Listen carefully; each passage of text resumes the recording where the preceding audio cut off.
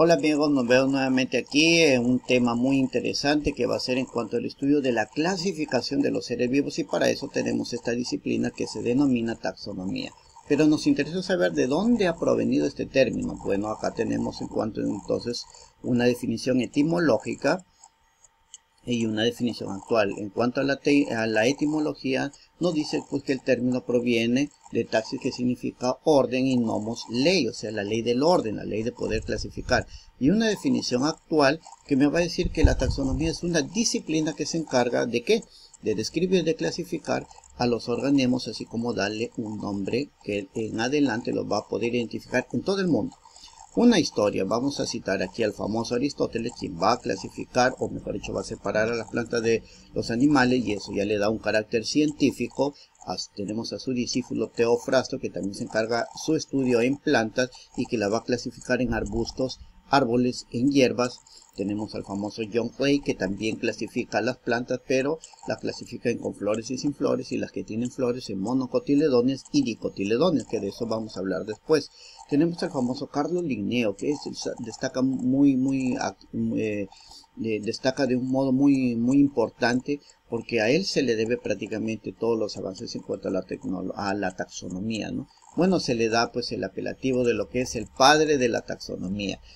Publicó su famosa obra Sistema Naturae, en donde da todas las bases para poder hacer una buena clasificación. En su tiempo, por supuesto, mucho se agenció de lo que son las apariencias, lo que se veía, eso se le llama la morfología, y también a los órganos homólogos, que ya lo vamos a ver en adelante. Le valió para dar su sistema de nomenclatura, que le permitía dar nombre a cada una de las especies, ¿no? Ernest Haeckel, que clasifica los protistas, que lo conocemos hoy en día, y Whittaker, que clasifica a todos los seres vivos en 5 grupos de clasificación, como tenemos Monera, protista, fungi, plantae y animalia. Veamos aquí ahora su modo de clasificar, y en cuanto al modo de clasificar vamos a tener criterios y vamos a tener jerarquías. Ahí tenemos al Linneo con sus criterios, bueno, los principales, y vamos a tener a la filogenia, que tiene que ver con el estudio evolutivo de todas las especies, ¿no? Y cuando hablamos de evolución son los diferentes cambios que han ido surgiendo a través del tiempo, y por lo tanto si van a quedar, digamos así, características que se van a parecer unos a otros, bueno, nos servirá también para hacer una clasificación. Tenemos a los órganos homólogos. El Linneo, digamos, se fija en determinadas estructuras que él al estudiar en diferentes especies ve que hay semejanzas, y eso también le permite dar un parentesco determinado.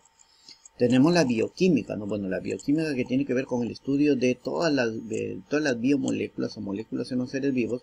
Se da cuenta de que las proteínas son muy importantes, porque las proteínas de una especie no siempre van a estar en otra y no siempre van a estar en otra.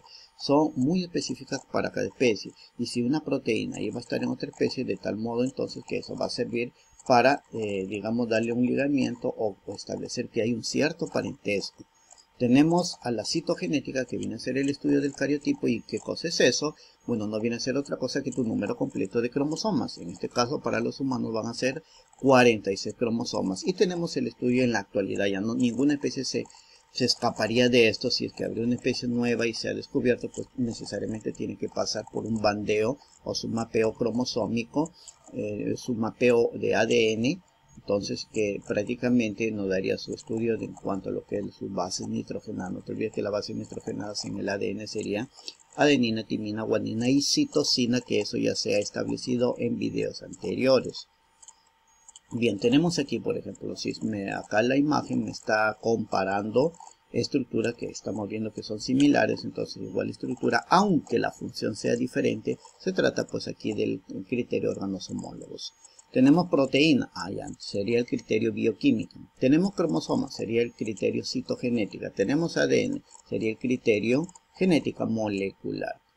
La jerarquía, bueno, vamos hablando, las jerarquías son niveles, una escalera que va subiendo y va subiendo, y mientras va subiendo se va agrandando. En este caso, un grupo dentro de otro grupo. Veamos acá la especie, ¿no? Una especie El conjunto de todas las especies me va a dar origen a un género. El conjunto de géneros me va a dar origen a una familia.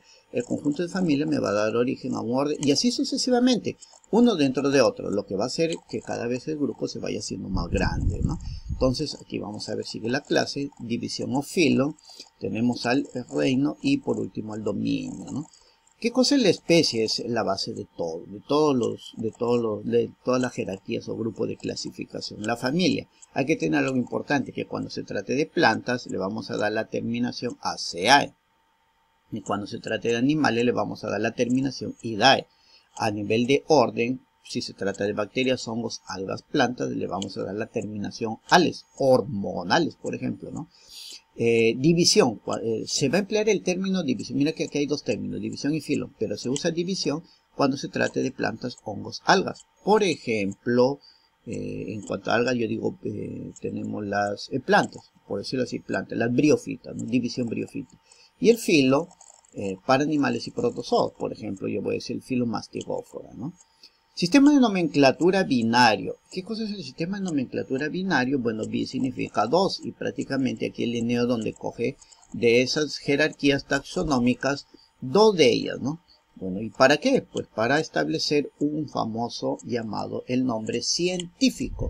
Este nombre científico va a ser como su, digamos así, su partida de nacimiento, ¿no? De cada uno de los seres vivos, de tal modo que con ese nombre se va a conocer en todos los países, en todos, no hay ninguno. Por más que cambie el idioma, siempre el nombre científico no va a cambiar y va a prevalecer, ¿no? Entonces, este nombre científico tiene que usar dos jerarquías, el género y la especie, en ese orden. Ahora, vamos a tener aquí las características que presenta. Ahí tenemos 3 características. ¿Por qué le llaman universal? Bueno, porque este nombre científico es el que va a ser conocido en todo el mundo. En todos los países, te vayas donde te vayas, el nombre científico va a ser siempre ese. Singularidad, pues porque ese nombre científico le pertenece a una especie y solamente a esa especie. Y la estabilidad significa que por más que pase el tiempo, el nombre científico no va a cambiar y va a prevalecer. La nomenclatura, mejor dicho, los pasos que va a seguir o se va a seguir o que vas tú a tener que seguir o tener presente para poder o saber escribir un nombre científico. Bueno, ¿cuáles son? Acá tenemos la primera letra del género, se va a escribir siempre con mayúscula y todas las demás con minúscula. La especie también con minúsculas. Ya, siguiente, los nombres científicos se derivan del idioma latín o en el idioma latín, ¿no? Bueno, también se considera el griego, pero más se habla de lo que es el idioma latín, porque en aquel tiempo se empezó con ese idioma y bueno, hasta la actualidad se sigue. Siguiente, tenemos, se escribe a mano. Cuando se escribe a mano, una línea debajo del género y otra línea debajo de la especie. Pero si tú lo escribes a computadora, entonces prácticamente lo vas a hacer en cursiva y en negrita.